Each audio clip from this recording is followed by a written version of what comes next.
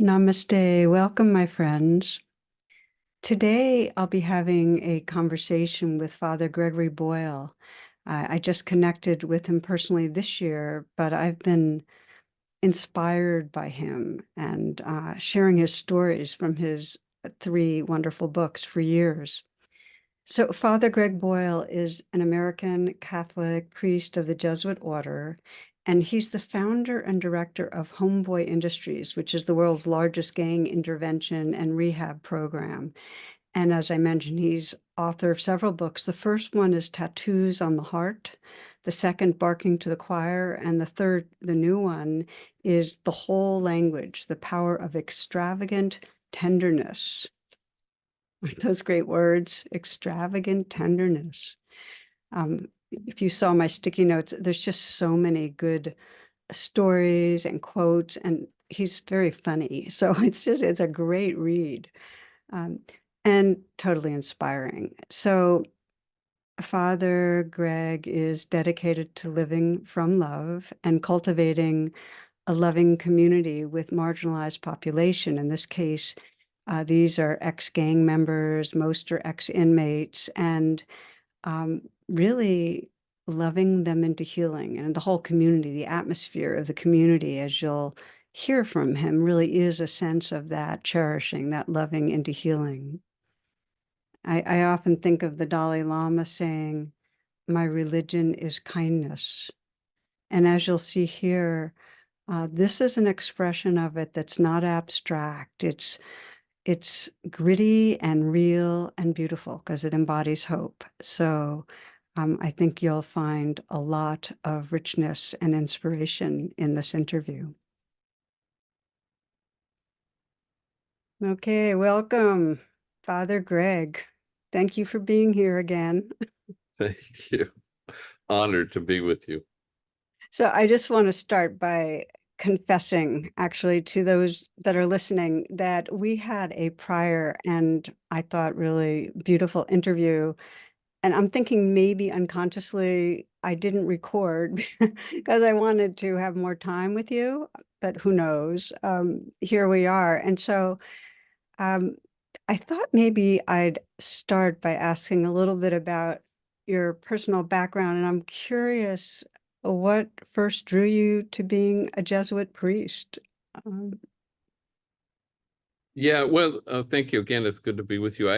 I was educated by the Jesuits, so it was kind of what I knew. And in those days, this was 50 years ago, there were a lot of Jesuits who were teaching at the school I was at, and I just love their joy and their fearlessness. I love their high hilarity and their you know, prophetic stance. That was, towards the tail end probably of the Vietnam War. So they were always dragging us to peace protests and to end the war, and I just love that. And then I kind of was intrigued by Daniel Berrigan, who was at that time was on the run. The FBI was looking for him, and I remember seeing his play, The Trial of the Catonsville Nine, at Mark Taper Forum.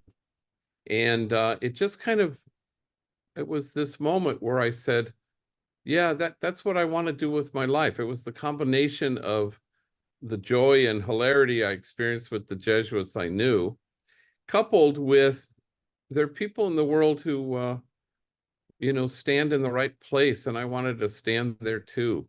So obviously, many years later, things get refined. And so whatever initially drew you to do anything, you know, becomes kind of quite different half a century later. For But sure. Yeah, but it sounds like initially it was the culture you were in and the engagement, a caring about the world and a kind of bold engagement in that way. yeah, More than maybe I'm thinking that you had some internal, like, spiritual awakening that said, "Oh, I need to serve in the ministry." well, it was partly that. It was also coupled with a palpable, personal, emotional, mystical experience. that was in there too.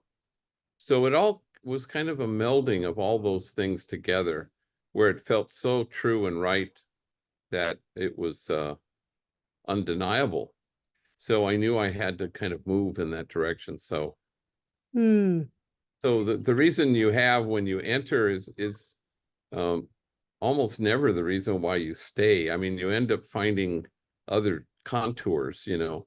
For me, it was, you know, falling madly in love with walking with the poor in a certain way, and then a vocation within a vocation within a vocation, you know, somehow accompanying gang members.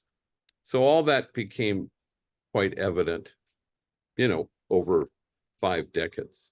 Yeah.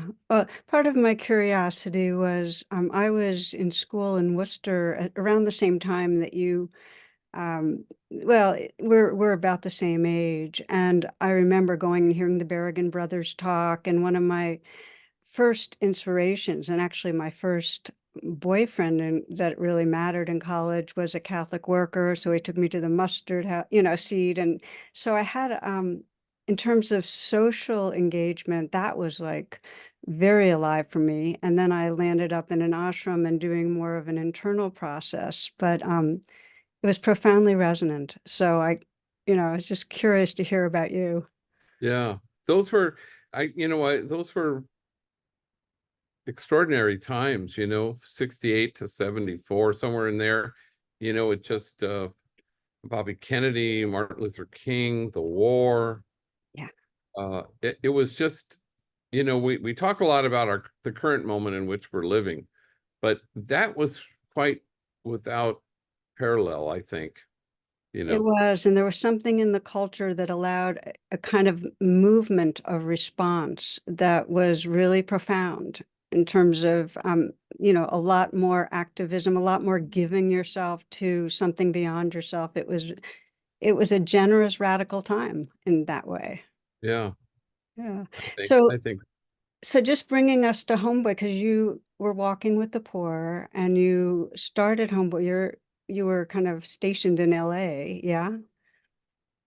yeah, I had been in Bolivia, which kind of affected some kind of metanoia and conversion, where I went, okay, this is what I want to do. I want to be with the poor. And so then I came home and I was supposed to go to Santa Clara University. And then I told my provincial, please don't send me there. Nothing against Santa Clara, but I just felt that it wasn't enough. So as timing would have it, they needed a pastor at the poorest parish in Los Angeles. And so, which we happened to administer, the Jesuits administered it. So it was a timely thing for me to say this to my provincial. And so he sent me here, and I was the youngest pastor in the history of the diocese. You didn't become a pastor that young here. How old were you? I was 31. Yeah, yeah. So, but that didn't happen, you know, because pastors were kind of, you know, older people, and it was a kind of, kind of some honorific even, you know. Yeah. But nobody wanted to be a pastor at Dolores Mission. So there I was. And and then, but it's interesting, our initial couple years, you know, immigration was the main issue. It was never gangs. That the gang thing hadn't reared its head at all until 88. There had always been gangs, but as an alarming, complex social dilemma, it hadn't presented itself until about 88, which began the decade of death. Yeah. And so that became quite intense, and we shifted from, you know, a lot of immigration concerns and about separation of families and Immigration Reform and Control Act and all these things. And we had hunger strikes in the church. So we were doing a lot of activism relative to that issue.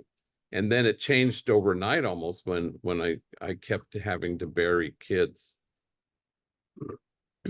Yeah. So tell us a little bit about Homeboy Industries, how that emerged out of what you're just naming. Well, I mean, it evolved from starting a school for junior high age gang members because nobody wanted them. And then and then the gang members started to come to this school, which was a junior high and a high school, and they just kept saying, if only we had jobs. Mm. So then we tried to find felony friendly employers, and that wasn't so forthcoming. So we just started things, maintenance crew, landscaping crew, that kind of thing, all made up of members of the 8 gangs who were at war with each other. So, but the common interest was that they liked the idea of working. They liked Mm. the idea of having their moms be proud of them, and having a reason to get up in the morning.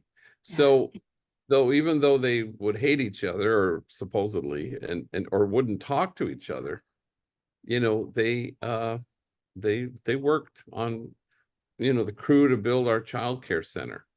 And then, the unrest that came after the acquittal of the 4 police officers who beat up Rodney King, that changed everything. So anyway, then there was a kind of a amenity for people kind of saying, you know, uh, well, they wanted to fund stuff. So we ended up starting Homeboy Bakery, and then we became Homeboy Industries. We called ourselves Jobs for a Future prior to that. So then we became this, symbolic exit ramp off this crazy violent freeway. And so people started to notice, and gang members noticed. But we had to go through this 10-year period, our first 10 years, which had so much hostility directed Mm. towards Homeboy: death threats, bomb threats, hate mail. Never from gang members, but from people who had demonized gang members. So, and then it all changed. October of '99, our bakery burned to the ground. Mm. And then the whole city just shifted. It was a tipping point moment where suddenly they were all hoisting Homeboy up on their Wow. shoulders. And it was like overnight. LA Yeah. Times editorial, Homeboy Industries doesn't belong to Father Greg Boyle, it belongs to the city. So, hey, Love it. everybody, let's rally and they did. We're in our current headquarters because people said, we want to be smart on crime rather than tough. And so they invested. Mm. And Mm. so that was a kind of a key thing. A lot of people get discouraged by there not being progress. But if you plug away and do the thing that's right and true and just, then there's a breakthrough almost Mm. always. So for those who are listening, I just want to say that Homeboy Industries, there's like 300 businesses now, something like that. No, we have 13 social enterprises. We have 500 people. 500 And people, 13. yes, and then we have in our global Homeboy network, we do have 300 partners and in the 300 country, and partners. 50 outside the country. So these are folks who use our methodology. We call them partners in the global Homeboy network. Yes, you're correct. 300. Had that number there, but it's Yeah. just it is the largest gang intervention and rehab program in the world. And I just want to make a little bit of a plug here. This is the whole language, which I read and reread, and you can see by the post-its. And Father Greg's other prior books, the first one was Tattoos on the Heart. They're amazing books, and they give you a complete feeling for what's going on the inside of these, but they're incredibly inspiring. So something's working. And so if you could just share with us, what is the secret sauce that makes so successful what's going on? Well, I think we try to keep ourselves from becoming the Department of Motor Vehicles. We don't want to just tell, people come in and they say, I need anger management, and then we send them to window 49.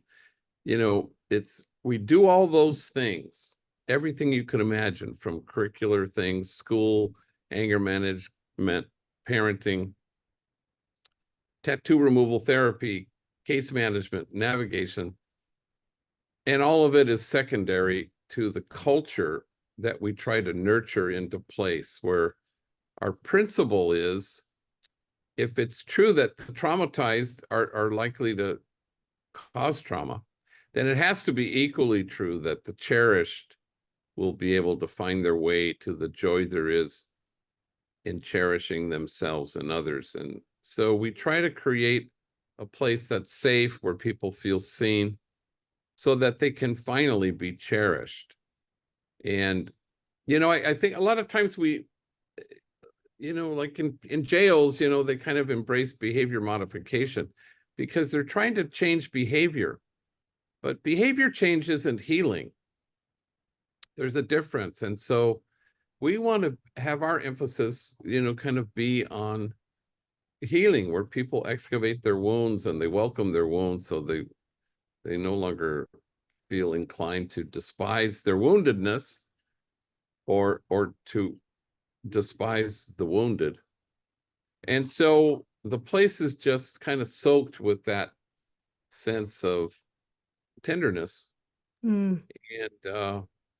And around here, we feel like it's the highest form of spiritual maturity, and we're always helping each other become more tender with each other.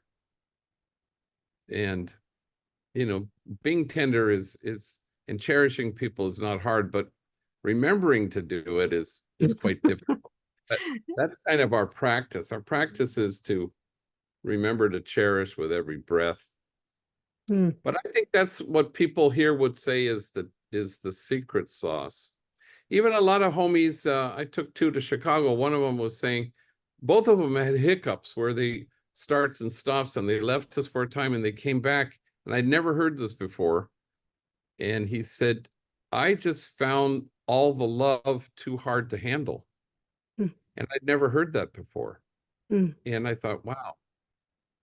And it's a little bit like easing into a very hot bath. It stings at first, but then your whole body becomes, acclimated to it. Mm. And I think that's what happened with this guy. A lot of times you think, oh, I wasn't ready. And we always say, we love you, come back when you're ready. And then maybe that means a lot of things to different people, but I had never heard this idea that the love and the cherishing and the cariño was just too much to handle. Mm. And so, but that's why we're dosing all the time. You give them a dose, they won't forget it, and they'll be back. And Mm. then everybody's giving a dose. And so pretty soon they're kind of used to being fed this way. Mm. When you speak what it makes me think of is how many people, if you say, well, take a moment, reflect, and just see if you can just let in so and so's love, and they actually can't let in love. And I think it's a similar thing, that there's almost this intolerance. It's so unfamiliar, and it catapults them out of their safe zone. It like you have to put down all your protections to let in love. So I love the way you kind of describe it as titrating, that it's what we most long for. I mean, you put it so beautifully that it is what most profoundly rewires the brain to feel cherished. If you want to heal trauma, being cherished is what does it, and it has to almost be dosed, and dosed creatively with humor, and sensitivity, which, I mean, you have so many And fantastic it's really, stories on that. and really all hands on deck. We always talk about it takes a village, but it really takes villagers. Everybody has to kind of, I'm a villager here. And there's a sense of, a tribe that ends tribalism. And that's kind of what the country is longing for. That is kind of beyond that is a village, you know, and because everyone here has multiple rivals and enemies, it's just so many different gangs are represented here. I guess those are the tribes. But what we have here is a village, and people, you discover what villagers do. and how they dose and how they're tender and how they become the notice of God with each other and how they help each other, really be seen with affectionate awe at what folks have to carry rather than judgment. So Mm. judgment never sort of doesn't enter, and we're always trying to stay curious enough. And you're so excellent on this, about being curious, leaning into everything that's happening here, as opposed to being tripped up by behavior. Because I think we're not trying to create a behaving community, but a community of cherished belonging. Way different, because one is about healing and one is about, and the other one, which is what jails do, is we just want bad behavior to stop. Well, behavior is a language, so we want to understand it. We want to be curious about it. We want to lean into it. We want to say, what language is this violent act speaking, so that we can name things correctly and actually make progress. So what really strikes me is that you're creating a whole culture, and everybody is, in my language would be kind of spiritually reparenting each other in some way. Everybody is learning ways to see each other and to hold each other tenderly. And what's phenomenal to me is that you said, like they're coming from gangs that have been, like somebody from one gang might have shot the brother of somebody else, and they're working together. So can you share with us how it happens that two people that could really be enemies, and it's in their bodies, that, the hatred and the anger, how it works that they are side by side and make it, into something tender? Well, I think that they're often, especially initially, you're going to be working in the bakery, and you're going to be standing right next to this guy who is your enemy. And then there's this sense of, okay, I can do that, but I won't speak to him. And I can remember David and Louis, and they were just mortal enemies. But David had one of his many tattoos on his face was a tattoo of this guy's neighborhood, the gang, just so that he could draw two lines crossing out. I mean, it was the most In your provocative, face.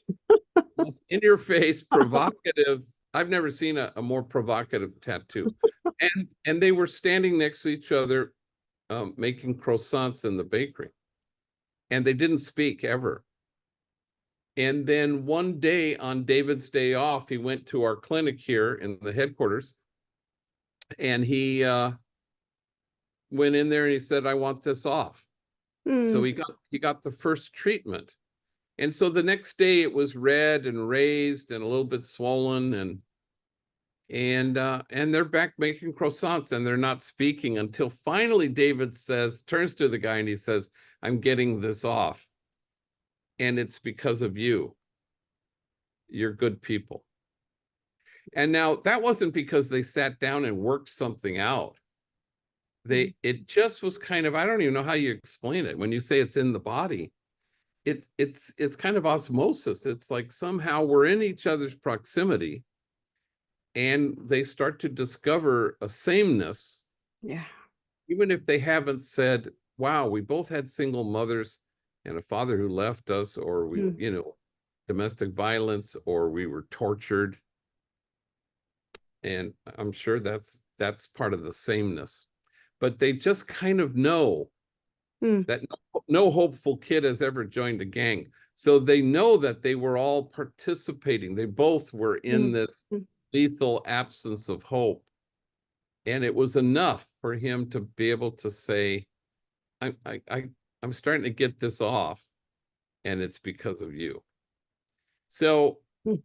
now I always say, does that always happen? Yeah. Right. Yes.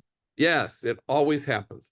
Any exceptions? I can't think of one. I really can't think of one.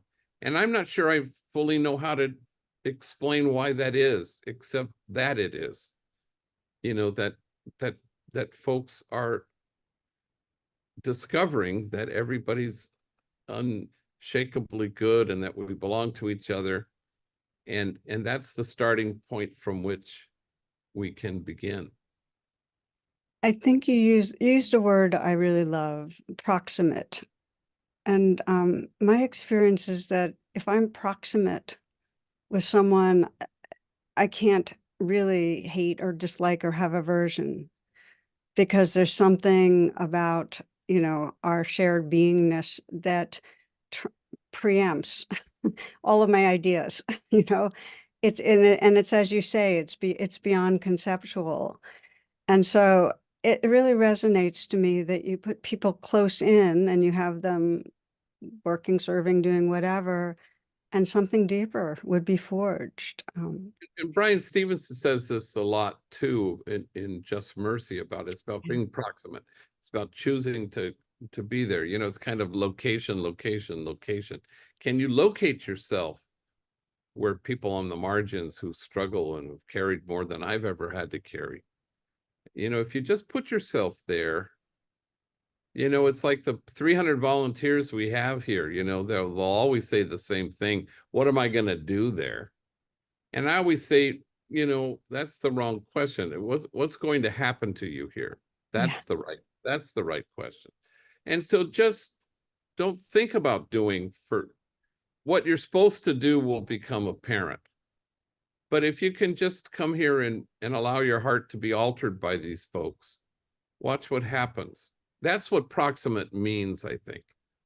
You know, can you be reached by people rather than reaching people? Yes, yes. You know, It's can you about allow, being yeah, touched in relationship. And I think it's a misunderstanding of compassion and of service that somebody is helping another. It actually creates a hierarchy that blocks the heart. So there's something about the proximate is you're in relationship with, and then it's not me helping you. It's just here we are waking up together, tenderizing together. It's right. togetherness. And Um, yet we're kind of programmed like, you know, the whole you've never been to, and nor have I, to a graduation where you didn't hear somebody say from the stage, go out there and make a difference. yeah. And I always try to discourage people from doing that. I always say, be proximate, go to the margins so that the folks there will make you different. Mm, And, and that's what you hope for, because I don't know, on some level, we think that that's passive, but it's how we, in an exquisitely mutual way, it's how we inhabit our own dignity and nobility by allowing that to happen, to allow yourself to be made different by the poor and folks who have been excluded and folks who are easily despised. Allow yourself to be made different by these folks. That's huge, because then everybody together is inhabiting nobility and dignity. And you're reminding each other of, you know, Buddha nature, of unshakable goodness, of, you know, the kind of precious soulfulness that's that you're being invited to see in everybody without exception. mm, I love it. And, That's how that happens, I think. I, well, it resonates for me because my experience is that all truly wise, beautiful actions come out of that sense of mutual belonging, not out of a sense of an individual doing something. And that's why moral and ethical precepts can be useful, but they also really get in the way because if it's not coming from that sense of truly our belonging, it has some sort of a torque that still creates distance. Yeah. I think that's absolutely, I think that's absolutely correct. And I think it's a nice adjustment that we need to make in terms of how we in society. I'm kind of in favor of abandoning the moral quest, because who would have thought, you know, our moral quest has never kept us moral. It's always kept us from each other. And it's always created a denunciation. It's always created a them. And the them that's always untruth. I mean, us is the only thing that's truthful. So you want to make sure that we're not dehumanizing, otherizing, demonizing, or creating a them. It's tricky. Language is tricky because our brains think dualistically and we get pretty quickly sucked into, I and you, not even that thou with the real reverence. So it's just tricky, but I hear you. And I think that having ethical guidelines for some can be useful if they know how to hold it lightly and keep on re-arriving in the belonging and let it come out of that. But I see. Except as somebody from the Roman Catholic Church, which has sort of relied on this kind of, you know, a thing that has never, it's never issued in inclusion, where Yeah. we say everybody is unshakably good and we belong to each other and there are no exceptions to that. So for me, the question is sometimes why do we not make progress? I was glancing at a editorial in the LA, a column or something in the New York Times yesterday, and I just looked at it and I haven't read it, so I don't, but it was about these random, very odd, where people randomly go up and punch women in the face. I don't know, did you read this? But I could see the subtitles, and it was kind of saying, why are we talking about mental illness when we should be talking about misogyny? And I thought, oh, it was so clarifying for me, and I haven't read the article, so I'm speaking out of class here, but I think, if it's about misogyny, then it's about them, and then it's about denunciation, rather than acknowledging that I really think that we are in the grip of a very intense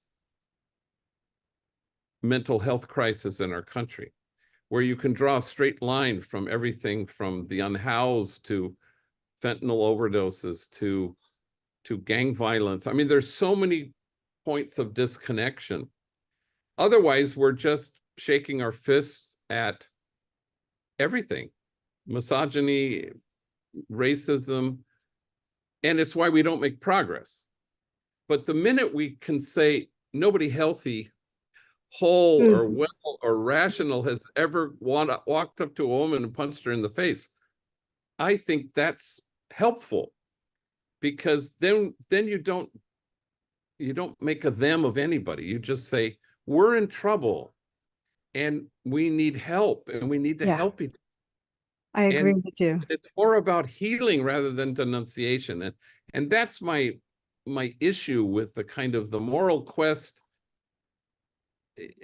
If I embrace that, then it's about me, and it can't be. And it's about creating a them, and it And can't. not only a them, a bad them. I mean, Oh that's yeah, well, but a them is always bad, I think. but it ends up charging up the heart in a way that really That's right. creates animosity. And this really leads to something you speak about, I think, really powerfully, and it's important, which has to do with, in our society, part of the moral and ethical kind of overlay when somebody has committed a crime, when somebody has violated another in a certain way, is that rehab means they need to take responsibility for what they've done. They need to be accountable. And you hear this all the time, but what about accountability? Your view, and you write about how it's not really about bad choices, because you say all choices are not created equal. It's about chances. So I really would like you to unpack that, because I feel like it's really important. Well, because part of the narratives, I grew up in this city, in the gang capital of the world, and I never would have joined a gang, but not because I'm morally superior to those who have. It just where we grew up, white privilege. My parents, they were really together people. They were loving, my siblings, all that stuff. So it's hard to kind of, you know, uh, lately I've been kind of dabbling in reading Robert Sapolsky, who talks about the free will. And it's really quite interesting because he's trying to get away from praise and blame. And I think it's quite good. I mean, it's very challenging for people because they don't want to let go of free will. But, you know, none of us are healed until all of us are healed. And none of us are well until all of us are well. And so it, it's it's it's it's kind of without having some value judgment. It's sometimes there are health assessments, you know. I mean, I am not superior because I did not join a gang growing up in Los Angeles. But there was no chance I ever would have, just because of I my life was never proximate to gang life. And then you realize that the enormity of what folks have had to carry Yeah. in abuse and violence and what they were exposed to. And you just, then all of a sudden you go, wow, these people are the most heroic people I've ever met. And even if they went to prison, you know, for something horrible, you just kind of, you can see their precious soulfulness and you go, wow, yeah, there's their Buddha nature. You see it. And yet, you know, they had to carry more than I ever had to carry. And kind of navigating all that is really quite uh, difficult. And so everybody here has stories that are jaw-dropping, really, in terms of what they've endured. And so I think that's important. I mean, if we know that the answer to every question is compassion, then how do you apply that to folks who have carried so much? And how do you stand in awe rather than in judgment? And I just think that's important, you know. Um, and there's so many things that people don't choose, you know. I think I have two nephews who took their own lives, and adults and 5 years apart from each other, and they inherited great mental health issues from their father, and they didn't choose this mental anguish. It chose them. And for me, it's kind of a parallel to every single person of the 10,000 people who walk through our doors every year. There's so much that they didn't choose, you know, in terms of torture and abuse and violence. They just didn't choose it. It chose them. And trying to negotiate all that is really quite extraordinary and difficult. And but we focus so much on behavior. You Yeah. know, please modify your behavior. Please take responsibility for your behavior. I mean, it's why we don't make progress sometimes, because we don't get underneath. The homies always talk about find the thorn underneath. And I think that's brilliant, Yeah. because once you do, and once you decide to be curious and to lean in and to ask a question, and what does this mean, I wonder? Then it's not, you know, off with their heads. You never do that, you know, because you're reverent for the complexity of what people have to carry. But you're, as I think I heard the quote through you, this Black spiritual, which is see beyond the fault to the need. And there's such wisdom, you know, it's really the whole practice of compassion is to be able to see beyond the mask to just the vulnerability that's there. And that includes the vulnerability in here and the vulnerability in you. It's like the shared human vulnerability. And if we can see that, then far from judgment, there's just a tenderness that arises. But we're very programmed to react to behaviors. I mean, it's part of our survival apparatus, you know, because if you behave in a certain way, then it's going to make me feel bad. So it's a training, it feels to me. The practice. Yep. But I also feel like, you know, Western Christian kind of view of sin, you know, it kind of ends conversation rather than it doesn't Yeah. it doesn't continue conversation.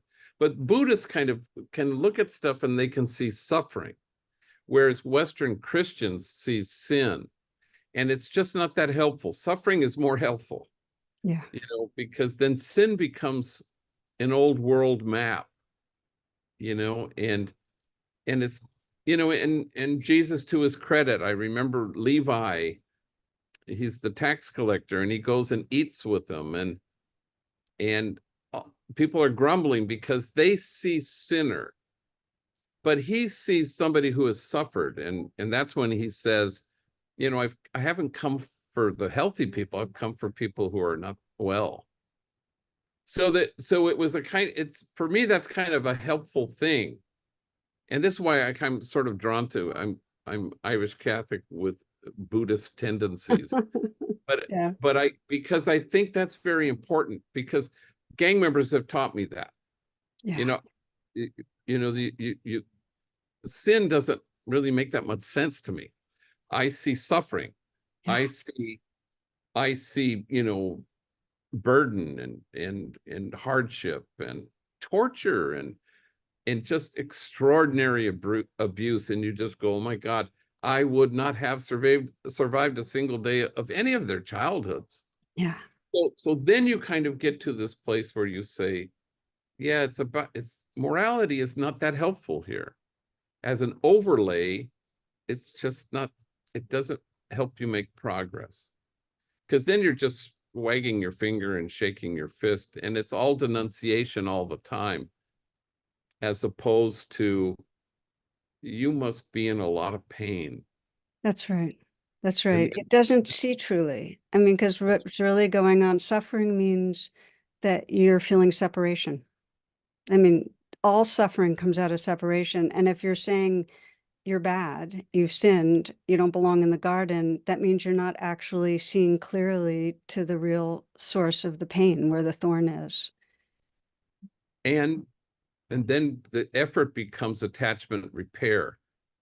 That, not something I magically do, but it is something that happens here. I don't believe I've transformed anybody's life, but I Mm. do think that transformation happens here. Hmm. That everybody with our own kind of particular unique dosing, Mm. Mm. allows people to repair what is severed. That there is That's severed belonging, and that if separation is an illusion, then belonging is our truth. And so how do we get people to feel, it's kind of a occupational hazard here, as everybody feels so eventually essentially connected, that it's hard to leave this place. That's ah, that's that's that's the thing that's really hard for us. People can move on, and then they come back for another dose, and they a homie, I said, what are you doing here? Oh, it's my day off. I came to get my fix. And one and guy was sitting in the lobby, and he had worked here for 18 months, but then we found him a job. And I thought, oh no, he lost his job. But he said, no, this is my day off. I know everybody here, and it doesn't cost nothing, he said. ah, So, yeah, but I knew exactly what he meant, that this was yeah. like home, This more is home. nourishment. This is That's nurse. nourishment. And, that whole Cosolino who says it's not the survival of the fittest, it's a survival of the nurtured. And this is the pool of nurturing. And so I'm curious because the more we're nourished, the more there's that overflowing fountain and a natural widening of the circles where there really is a joy in extending it beyond the familiar and the comfortable. And do you find that with the homies and those that are involved, that there's a kind of a not just a willingness, but a draw to to continue to touch others in the same way beyond the community? Yeah, I think it's part of the byproduct of the sturdiness and resilience that is born of being nurtured and cherished, is that what is eternally replenishing is you're participating now Yeah. in the same, and it's so glorious to witness, especially people who have come up through the ranks, who now run the place, or vice president of operations, or head of security. They have this kind of thing where cherishing is love fully engaged, it's tenderness and action, but it's love with its sleeves rolled up, that Mhm. it's really concrete and it's really the person right in front of you. And how are we going to deal? Like, I always think of Miguel Lugo, who's the head of our security, and he's just a huge guy, and he's Native American, spent 21 years in prison.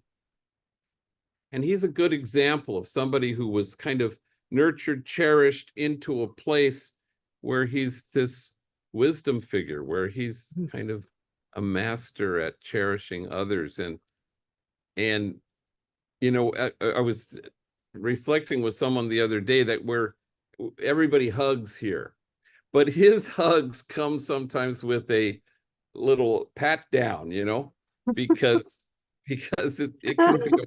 it can be a wild thing. So he's kind of, and then he'll open up his big old coat because he's just huge. He's the tallest guy here. He'll open his coat and he says, "Hey, do me a favor, put that in here, in that pocket. And then after you see G, you come and see me." And then the guy will see him afterwards, and Miguel will walk him way down the block, and he'll open his coat and the guy will take the gun out. And Miguel will say, "Now, don't ever do that again, because you will want to be respectful when you come here." Mm. All tender, all cherishing with its sleeves rolled up, Mm. Mm.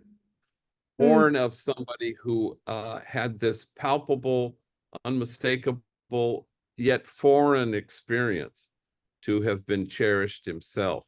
And so now it's like he loves being loving. He lets love live through him. Yeah. He knows that loving is his home.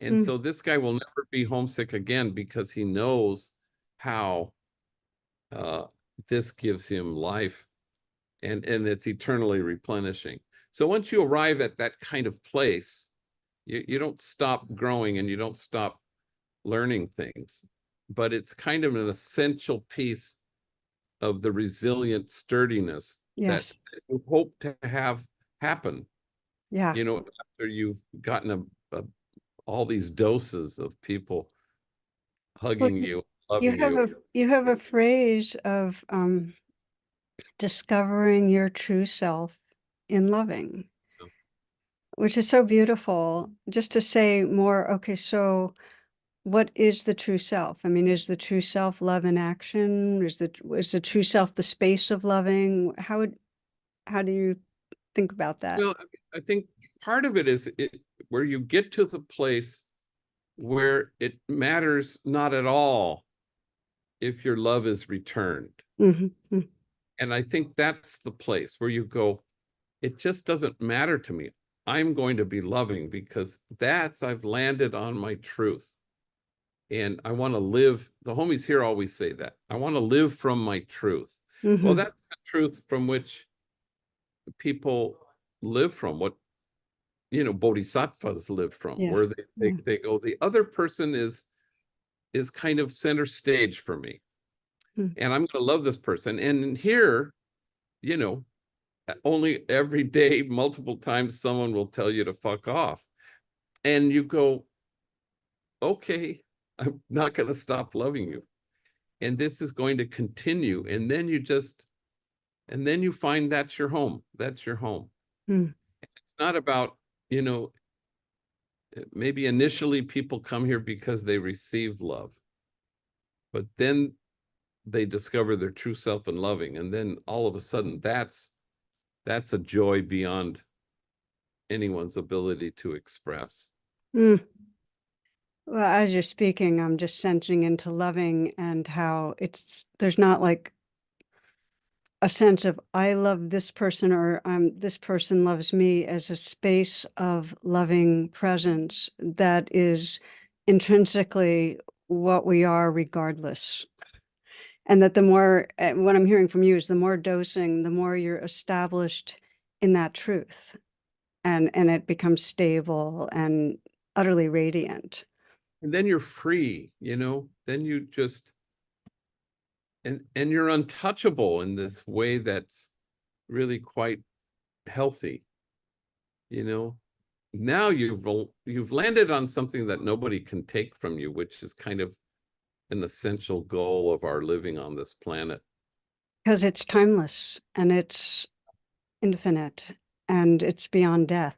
It's really beyond living and dying because loving is formless. The Taoists say the invincible shield of caring against being dead. Um, yeah, when we're in that, we're immortal in that essence sense. And there's a fearlessness that comes with it and a empowerment. And I love that invincible shield. The kind of characteristics that, I would say from my culture, of like a authentic discipleship, if you will, or a bodhisattva is the same thing. It's joy and fearlessness. Mm. And those are the two marks. And then because you can always catch yourself, wow, no, I'm sad. These are good cautions, because the goal as you grow in love is joy and fearlessness. I find And when I'm sad, I'm actually on my way to it. It greases the path.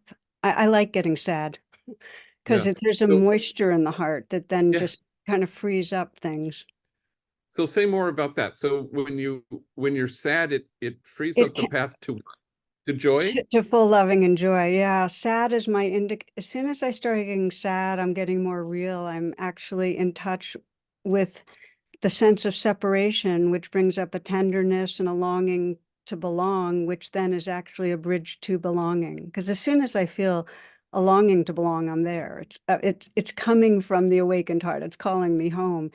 So sadness is almost like part of that calling me home. It's very tender.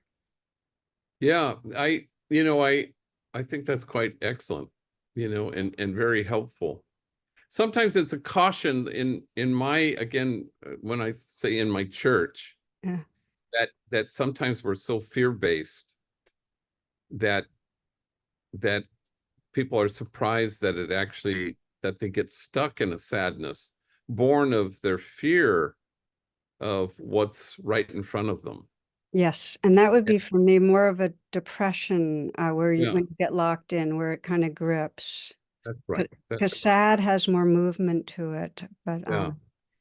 And it's a sign, sadness can be a sign of, if you're not feeling, you're not healing. And so somehow you're yes. connective tissue to what's right in front of you, as opposed to, I, in the Catholic milieu, make the American church 1954 again. Well, yeah, you want to do that if you're just really anchored in fear. And it's an avoidance of the eternal now in the present moment. We're kind of saved in the present moment. So why would you go anywhere else? So you want to stay there. But So, it's and that's what I actually wanted to ask you a little bit about that to just share a little what's your practice in terms of presence, and you have a mentor that you work with yourself? I mean, do you work with, Yeah, I always talk about this homie named Sergio, who's my spiritual director. So we're always in communication every day, actually. wow. We check in with each other early morning. I get up at 2:30. He gets up about an hour later. So either I beat him or he beats me. And we're emailing or texting. Yeah. You know, occasionally we get together. But it's just a constant kind of checking in. And he's a homie who is I have so much admiration for. But he's really a mentor in that sense. I mean, I call him my spiritual director because it's it's what one does. He's a guide for me And you bring where times that you feel in some way vulnerable or stuck or confused or any of those? all the time, every day. Every Yeah. day. Sometimes it's him and sometimes it's me. So it's quite mutual. It's not, I don't in any way at all ever feels superior Mm, to, mm, mm, mm. but it's so mutual, and it exquisitely so, that it's really so satisfying as kind of a part of the practice, along with my own practice, of my own sense of. How do you practice each, and what's your daily practice? Well, it's just morning, silence, light the candle, sit in this particular chair in front of my little altar. But then it's also um, being mindful that um, nothing is ever once and for all, and neither is your practice if it's kind of anchored in the morning before you begin your day. How do you carry that into the day? How are you mindful? Mantras kind of help me, but the goal is to cherish with every breath you take. So the more you can stay connected to your breath, then you can be connected to the cherishing of the person who has just started a fight in the reception area. Exactly. So So you do want to. you, right now, like just in these moments, in today, do you have a remembrance or a mantra or something that's helping to keep it real fresh? Yeah, I mean, I always change them up, or they'll come to me. Yeah. Uh, Today was resting in you, resting in me. And it was a kind of about rest Mm. and you know, kind of to it's a way of bringing the stillness to an attention to whoever is about to come into my office after we're done here. Mm. Where you just try to stay in the living room, I always say, as opposed to the place of lament, which is the restroom, or the place of anxiety, which is the kitchen. But we're meant to live in the living room, which is Mm. right here in the present moment. There's nothing Mm. over, overly profound in that, except that it's a way of being, you're always calibrating your consciousness to kind of say, right here, don't go anywhere else. I know you have a meeting at 12, but right now is what you need to be concerned with. And it's hard, but that's why it's not once and for all. I mean, the homies, so many are in recovery and they'll say one day at a time, and I always think that's way too long. Yeah, yeah, give it a moment at a time, right? Yeah, it's like every cherishing breath at a time. And Yes. if you can stay there, then you won't go off the rails too much. It's hard to do, I think. But you have your kind of rendezvous in the morning, which I have, Yeah. and I get up early, and so I have all these little things. I try to, I just, as soon as I get up, I turn the coffee on, and then I go outside the house, and I just walk this little path. It's not a meditation or anything. It's just, uh, it's my grounding exercise. Yeah. I want my feet to feel the earth, Yeah. and I just do it very briefly, rain or shine, and then I come inside, and it's a way of keeping me, grounded, I guess. That's beautiful. I mean, the morning practice for me just makes it more possible. I'll come back to the living room more times, during the day, but it is moment by moment. And I just got this flash that we're having a living room chat here, and I'm aware of time, and I want to honor it and just say that, your model, what you're doing, which so resonates, is that you're going for the core of suffering and responding to it. It's like not trying to fix on the you offer the other levels, but it's really about nourishing, belonging, and cherishing. And I'm wondering, if you look at our world right now, and it's such a complicated, um, beautiful, crazy, suffering world, um, anything you'd like to say about ways we can, and now I'm just kind of leaning into the way you end your book, about undoing systems that keep us from belonging to each other. And so just anything you might say about us moving forward in a more global community. Well, I think what keeps us anchored in responding to what's happening in the world, in our country, is to cling to the ideas that everybody's unshakably good. and that we belong to each other. And my sense is if we never let go of those two truths, then we can really roll up our sleeves and we don't cut anybody off. And we know that, you know, loving inclusion is kind of where we need to be, where there's no us and them, there's just us. And so, but I think those are the two principles here at Homeboy. Everybody's unshakably good and we belong to each other. And both of those statements will always lead people to say, well, what about them? Are they unshakably good? Well, what if just a little different of the way to say it? What about those who are unshakably good, but out of their suffering are causing massive suffering to others? How to keep them in your heart and say, we belong, you're unshakably good. I'm not making you bad. And how do we do what your Sergio? No, that's your bodyguard does, which says, Oh, here, Miguel.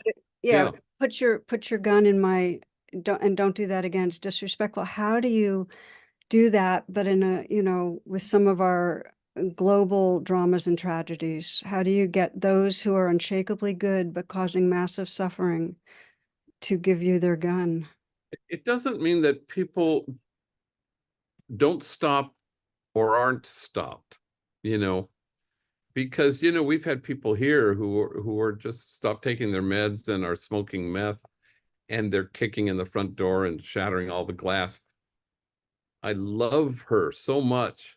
Yeah, And and I'm okay with the police coming and stopping her because she needs help. yeah, So no point have I ever, even felt that she was something other than unshakably good mm, and she belongs to us. None of those things ever were in jeopardy. And yet, the fact that she kicked in our glass, she doesn't need to be punished, but she does need to be stopped.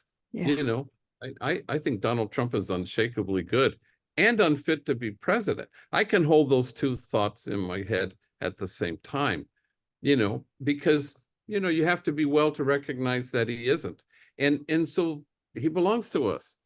And people's lack of brain health and can people can't see yeah, uh the precious soulfulness uh, that other people are seeing. But as long as you know that once you cut somebody off or say, no, this is a really bad person, then that you've kind of gone off the rails. And so we want to help each other. yeah, We it's sort of like, I have five sisters and two brothers, and it's a little bit like trying to get the car keys from your mom when she's 92 and you go, we love you, please give us the car keys so we can't have you driving. At no point are we disrespectful or less than loving or saying she doesn't belong to us. You're just kind of saying, no, we're going to do a little intervention here, you know and so I don't know if that, but that seems to be hard for people to understand because our tendency is to, because we're human, make others wrong. yeah, and make others wrong and to demonize. Yeah, And as yeah, long as you catch yourself, Pema Chodron always talks about catch yourself. yeah. And I think that's important to do, because especially now, because you go, okay, wait, nobody is outside of this thing. It's not co-signing on bad behavior, Hmm. to say that somebody's unshakably good or they belong to us. The bad behavior is an indicator that this person doesn't need to be punished or ostracized, but helped and healed. And and and I'm happy to be a part of whatever helps to heal that. So, but it's hard for us, because it's hard for human beings to hold two ideas at the same time that are quite different, you know. We're not good at that. And yet, to me, the power, what I'm taking away and what I hope others take away as they listen is that, you had you make this question of like, why haven't things changed, and what really allows for true transformation. And we won't transform in our own bodies, minds, with each other, or globally with warring groups, if we keep on going back to bad othering, to making others others, to having them not belong. It's only if our actions come out of that totally awake heart that knows our belonging will our actions actually create transformation. We just fuel the old patterns when we turn another into an enemy. So I I just ask feel like you because it's that's intriguing. That's intriguing. So, is there some other kind of othering that's not bad? no, it's just some that is more glaring and that it's easier to catch.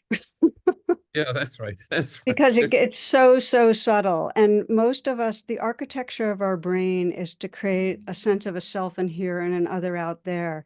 So I think it takes a lot of stillness and openness and tenderness to dissolve that habitual sense of selfing. It's a beautiful path. And on the way, the more we love each other actively, the more it naturally falls away. Yeah, that's so good. Tara, I am so happy you're in the world. Oh, And I've long felt that. So I'm happy to have spoken with you, but I just find you so extraordinarily helpful oh in the world my. and to me. So My thank you. dear, I'm humbled and I thank you. You've been an inspiration for so long, and I'm so glad to share you with others. And I don't regret the not recording, except for I didn't cause you too much Oh no, it of a allowed me to stutter. it allowed me to have another hour with you, so I'm happy.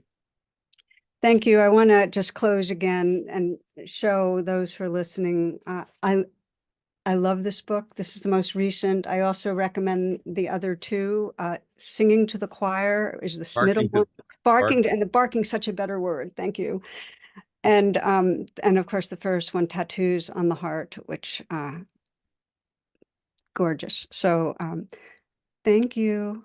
Thank you Take so care. much. Stay well and keep in touch. Yeah, many blessings.